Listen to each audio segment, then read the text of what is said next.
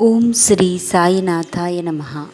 ಬಾಬಾರವರು ಎಲ್ಲರಿಗೂ ಆಯುಷ್ಯ, ಐಶ್ವರ್ಯ, ಆರೋಗ್ಯ, ಸಂಪತ್ತನ್ನು ನೀಡಿ ಕರುಣಿಸಲಿ ಎಂದು ಪ್ರಾರ್ಥಿಸುತ್ತಾ ಇಂದು ನಾವು ಸಾಯಿ ಸಚ್ಚರಿತೆಯ ಅಧ್ಯಾಯ 29 ಪಾರಾಯಣ ಮಾಡುತ್ತೇವೆ.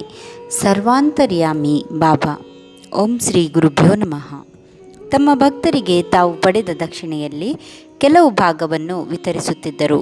ಇದನ್ನು ಕೇಳಿ ತಿಳಿದ ಮದರಾಸಿನ ಭಜನಾ ತಂಡದವರು ಕಾಶಿಯಾತ್ರೆ ಮಾರ್ಗದಲ್ಲಿ ಶಿರಡಿಗೆ ಬಂದರು. ಆ ತಂಡದ ಯಜಮಾನನ ಪತ್ನಿ ಮಾತ್ರ ಹಣದಾಸೆ ಇಲ್ಲದೆ ಅಲ್ಲಿಗೆ ಸಾಯಿ ದರ್ಶನಕ್ಕಾಗಿ ಬಂದಿದ್ದಳು. ಆಕೆಯ ನಿಶ್ಚಲವಾದ ಭಕ್ತಿಯನ್ನು ಕಂಡ ಬಾಬಾ ಅವರು ಆಕೆಗೆ ಶ್ರೀರಾಮನಂತೆ ಕಾಣಿಸಿದರು. ಇದನ್ನು ಕಂಡ ಆಕೆ ಭಕ್ತಿಯಿಂದ ತನ್ನ ಇಷ್ಟ ದೇವತೆಗೆ ಕೈಮುಗಿದಳು. ಅಲ್ಲಿದ್ದವರಿಗೆ ಇದು ತಿಳಿಯದೆ ಆಶ್ಚರ್ಯವಾಯಿತು. ರಾಮ ದರ್ಶನದ ವಿಚಾರ ತಿಳಿದವರು ಇದು ಹೇಗೆ ಸಾಧ್ಯ ಎಂದು ಪರಿಹಾಸ್ಯ ಮಾಡಿದರು. ಆದರೆ ಆಕೆ ಸ್ವಲ್ಪವೂ ಸಿಟ್ಟಾಗಲಿಲ್ಲ. ಕೆಲವು ದಿನಗಳ ನಂತರ ಆಕೆಯ ಪತಿಗೊಂದು ಕನಸಾಯಿತು.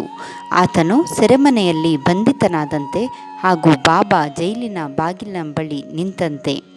ಆತನು ಹೇ ಗುರು, ನಿಮ್ಮ ಕೀರ್ತಿ ಕೇಳಿರುವೆ, ನಮಗೆ ಇಂತಹ ಸಂಕಟವೇಕೆ ಎಂದು ಕೇಳಿದಂತೆ. ಆಗ ಬಾಬಾ, ನಿಮ್ಮ ಕರ್ಮಫಲಗಳನ್ನು ನೀನು ಅನುಭವಿಸಲೇಬೇಕು ಎಂದರು. ತಾನೇನು ಕರ್ಮಫಲ ಮಾಡಿಲ್ಲವೆಂದು ಆತನು ತಿಳಿಸಿದಾಗ, ಇದು ಪೂರ್ವಜನ್ಮದ ನೆನಪಿಲ್ಲದ ಪಾಪ ಎಂದರು. ಇದಕ್ಕೆ ಆತನು, ಬಾಬಾ ನೀವು ಸರ್ವಶಕ್ತರು, ನನ್ನ ಪಾಪಗಳನ್ನು ಏಕೆ ಸುಡಬಾರದು ಎಂದಾಗ, ಬಾಬಾ ನಿನಗೆ ನಂಬಿಕೆ ಇದೆಯೋ ಎಂದರು. ಆತನು ಖಂಡಿತ ಇದೆ ಎಂದಾಗ ಬಾಬಾ ಕ್ಷಣಕಾಲ ಕಣ್ಮುಚ್ಚುವಂತೆ ಹೇಳಿದರು. ಕಣ್ಣು ಮುಚ್ಚಿ ತೆರೆಯುವುದರೊಳಗಾಗಿ ಏನೋ ಬಿದ್ದು ಸದ್ದಾಯಿತು. ಆಗ ಭಕ್ತನು ನೋಡಿದಾಗ ಕೈಬೇಡಿ ಕಳಚಿ ಬಿದ್ದಿತ್ತು. ಆಗ ಬಾಬಾ, ನಿನ್ನನ್ನು ಪುನಃ ಬಂಧಿಸುತ್ತಾರೆ ಎಂದರು. ಆತ ಬಾಬಾ ಅವರಲ್ಲಿ ಶರಣಾದ. ಮತ್ತೆ ಆತನನ್ನು ಕಣ್ಣು ಮುಚ್ಚುವಂತೆ ಹೇಳಿದರು. ಈಗ ಆತ ಪೂರ್ಣವಾಗಿ ಬಂಧನದಿಂದ ಬಿಡುಗಡೆಯಾಗಿ ಬಾಬಾ ಅವರ ಸಮೀಪದಲ್ಲಿದ್ದ. ಬಾಬಾ ಅವರಿಗೆ ನಮಸ್ಕರಿಸಿದ. ಸಾಯಿನಾಥರು, ಈಗ ನೀನು ಮಾಡಿದ ನಮಸ್ಕಾರಕ್ಕೂ ಹಿಂದೆ ಮಾಡಿದ್ದಕ್ಕೂ ಏನಾದರೂ ವ್ಯತ್ಯಾಸವಿದೆಯೇ ಎಂದರು. ಆತನು, ಬೇಕಾದಷ್ಟು ವ್ಯತ್ಯಾಸವಿದೆ. ಅದು ಹಣದಾಸೆಯ ವಂದನೆ, ಇದು ನೀವೇ ಪರಮಾತ್ಮ ಎಂದು ಭಾವಿಸಿ ಮೂಡಿದ್ದು ಎಂದು ಹೇಳಿದನು. ಬಾಬಾ, ನಿನಗೆ ಮಹಮ್ಮದೀಯರ ದೇವರಲ್ಲಿ ನಂಬಿಕೆ ಇದೆಯೇ ಎಂದು ನಗುತ್ತಾ ಕೇಳಿದರು. ಆತ ಇಲ್ಲವೆಂದನು. ಹಾಗಾದರೆ ನಿಮ್ಮ ಪೂಜೆಯಲ್ಲಿ ಪಂಜ, ಮದುವೆ ಸಮಾರಂಭಗಳಲ್ಲಿ ಕಾಡಬಿಬ್ಬಿಗಳನ್ನು ಪೂಜಿಸುವುದಿಲ್ಲವೇ ಎಂದರು.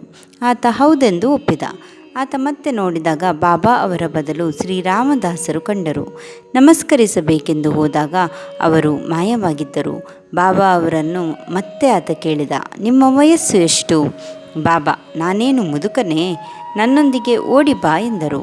ಆತ ಹಿಂಬಾಲಿಸಿದಾಗ ಓಡುತ್ತಾ ಮಾಯವಾದರು. ಕನಸು ಕರಗಿ ಎಚ್ಚರವಾಯಿತು. ಈ ಕನಸಿನಿಂದ ಆತನ ಸಂಕುಚಿತ ಭಾವನೆಗಳು ದೂರವಾಗಿ ಆತ ಸಾಯಿಯವರ ನಿಶ್ಚಲ ಭಕ್ತನಾದ. ಆತನಿಗೆ ಬಾಬಾ ಅವರು 2 ರೂಪಾಯಿ ಹಾಗೂ ಬರ್ಫಿ ನೀಡಿ ಆಶೀರ್ವದಿಸಿ, ನಿನಗೆ ಅನಂತ ಐಶ್ವರ್ಯ ಸಿಗಲಿ ಎಂದು ಹರಸಿದರು. ಆತನಿಗೆ ಸಾಯಿ ಕೃಪೆಯಿಂದ ಹೇರಳ ಯಶಸ್ಸು, ಹಣ ದೊರಕಿತು.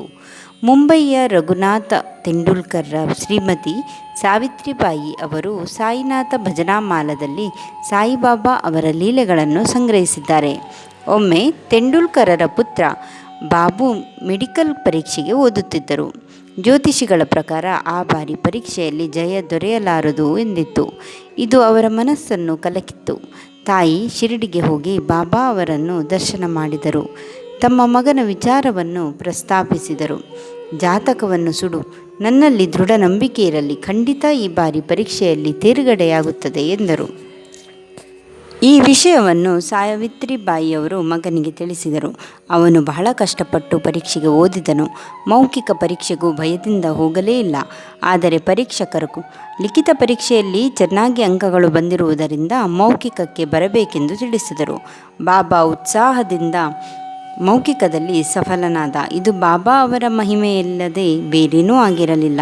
ಹೀಗೆ ನಿಶ್ಚಲವಾಗಿ ಬಾಬಾ ಅವರನ್ನು ನಂಬಿದರೆ ನಮ್ಮ ಪ್ರಯತ್ನ ಖಂಡಿತವಾಗಿಯೂ ಯಶಸ್ವಿಯಾಗುತ್ತದೆ.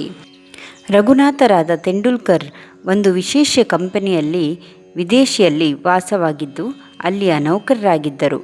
ಅವರಿಗೆ ಬಹಳ ವಯಸ್ಸಾದುದರಿಂದ ಸರಿಯಾಗಿ ಕೆಲಸ ಮಾಡಲು ವಿರಾಮ ಬೇಕಿತ್ತು. ರಜಾ ಪಡೆದರು. ಆದರೂ ಪರಿಸ್ಥಿತಿ ಚೆನ್ನಾಗಿರಲಿಲ್ಲ. ಇದರಿಂದ ಅವರು ನಿವೃತ್ತರಾದರು. ಅವರ ಪ್ರಾಮಾಣಿಕ ಸೇವೆ ಗುರುತಿಸಿ ಅವರಿಗೆ ವಿಶ್ರಾಂತಿ ವೇತನ ನೀಡಲಾಯಿತು. 150 ರು ವೇತನಗಾರರಾದ ಅವರಿಗೆ 75 ರೂಪಾಯಿ ವಿಶ್ರಾಂತಿ ವೇತನ ದೊರೆಯಿತು. 75 ರು ವಿಶ್ರಾಂತಿ ವೇತನದಿಂದ ಸಂಸಾರ ಸಾಗುವುದು ಕಷ್ಟವಾಗಿತ್ತು. ಮುಂದೆ ಅವರಿಗೆ ಬಾಬಾ ಅವರ ಕೃಪೆಯಿಂದ 110 ರು ವಿಶ್ರಾಂತಿ ವೇತನ ದೊರೆಯಿತು. ಬಿಕಾನೇರಿನ ಕ್ಯಾಪ್ಟನ್ ಹಾಟ್ ರವರು ಬಾಬಾ ಅವರ ಭಕ್ತರಾಗಿದ್ದರು. ಒಮ್ಮೆ ಅವರ ಕನಸಿನಲ್ಲಿ ಬಾಬಾ ಕಾಣಿಸಿಕೊಂಡು, ನಿನಗೆ ನನ್ನ ನೆನಪಿದೆಯೇ ಎಂದು ಕೇಳಿದಂತಾಯಿತು. ಹಾಟೆಯವರು, ಬಾಬಾ, ತಾಯಿಯನ್ನು ಮರೆಯಲು ಸಾಧ್ಯವೇ ಎಂದು ಕೇಳಿ ಸಾಯಿಯವರ ಪಾದಗಳಿಗೆ ನಮಿಸಿದರು. ತೋಟಕ್ಕೆ ಹೋಗಿ ತರಕಾರಿ ತಂದು ಅಡುಗೆ ಸಿದ್ಧಪಡಿಸಲು ತಯಾರಾದಂತೆ ಅನ್ನಿಸಿತು. ಅಷ್ಟರಲ್ಲಿ ಎಚ್ಚರವಾಯಿತು. ಅವರು ನಿಜವಾಗಿ ತರಕಾರಿ ತೆಗೆದುಕೊಂಡು ಶಿರಡಿಗೆ ಕಳುಹಿಸಲು ನಿರ್ಧರಿಸಿದರು. ಸ್ವಲ್ಪ ಸಮಯದ ನಂತರ ಗ್ವಾಲಿಯರ್ಗೆ ಅವರು ಹೋಗುವ ಸಂದರ್ಭ ಒದಗಿತ್ತು. ಅಲ್ಲಿಂದ ಶಿರಡಿ ಯಾತ್ರಿಕರೊಬ್ಬರಿಗೆ 12 ರೂಪಾಯಿ ನೀಡಿ 2 ರು ತರಕಾರಿ ತೆಗೆದುಕೊಂಡು ಉಳಿದ 10 ರೂಪಾಯಿಗಳನ್ನು ಬಾಬಾ ಅವರಿಗೆ ದಕ್ಷಿಣೆ ನೀಡುವಂತೆ ಮನವಿ ಮಾಡಿದರು. ಹಾಟೆಯವರ ಗೆಳೆಯರು ಶಿರಡಿ ತಲುಪಿ ತರಕಾರಿ ಕೊಂಡರು.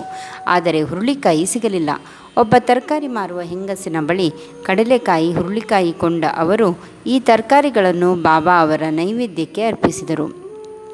ಆ ದಿನ ಬಾಬಾ ಕೇವಲ ಹುರುಳಿಕಾಯಿ ಪಲ್ಯವನ್ನು ತಿನ್ನುತ್ತಾ ಇದ್ದುದನ್ನು ನೋಡಿ ಇತರರಿಗೆ ಅಚ್ಚರಿಯಾಯಿತು. ಇದನ್ನು ಕೇಳಿ ತಿಳಿದ ಹಾಟೆ ಅವರು ತುಂಬ ಸಂತೋಷಪಟ್ಟರು. ಇನ್ನೊಮ್ಮೆ ಹಾಟೆಯವರಿಗೆ ಸಾಯಿಬಾಬಾ ಅವರು ಸ್ಪರ್ಶಿಸಿದ 1 ರೂಪಾಯಿ ಪಡೆಯಬೇಕೆಂಬ ಅಪೇಕ್ಷೆಯಾಯಿತು. ಮಿತ್ರರೊಡನೆ 1 ರೂಪಾಯಿ ಕೊಟ್ಟು ಶಿರಡಿಗೆ ಕಳುಹಿಸಿದರು.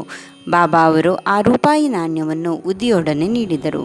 ಹೀಗೆ ಬಾಬಾ ಅವರ ಪವಿತ್ರ ಸ್ಪರ್ಶದ ನಾಣ್ಯವನ್ನು ಪಡೆದು ಹಾಟೆಯವರು ಪೂಜಿಸತೊಡಗಿದರು. ವಾಮನ ನಾರ್ವೇಕರ್ ಎಂಬುವವರು ಬಾಬಾ ಅವರ ಭಕ್ತರು. ಅವರೊಮ್ಮೆ ರಾಮಕಂಠಿ ವರಹವನ್ನು ಬಾಬಾ ಕೈಗಿತ್ತು ಅದನ್ನು ಪಡೆಯಲು ಹಾತೊರೆದರು. ಬಾಬಾ ಅದನ್ನು ಸುಮ್ಮನೆ ಜೇಬಿಗೆ ಹಾಕಿಕೊಂಡರು. 25 ರು ಕೊಟ್ಟರೆ ಕೊಡುತ್ತೇನೆ ಎಂದರು. ಆಗ ಅವರು 25 ರು ನೀಡಿದರು. ಬಾಬಾ, ಇದರ ಬೆಲೆ ಇದಕ್ಕಿಂತ ಜಾಸ್ತಿ, ನೀನಿದನ್ನು ಪೂಜಿಸಿ ಎಂದು ಶ್ಯಾಮ ಅವರಿಗೆ ನೀಡಿದರು. ಯಾರಿಗೆ ಇದನ್ನು ಪಡೆಯುವ ಅರ್ಹತೆ ಇದೆ ಎಂಬುದು ಬಾಬಾ ಅವರಿಗೆ ಮಾತ್ರ ತಿಳಿದಿತ್ತು.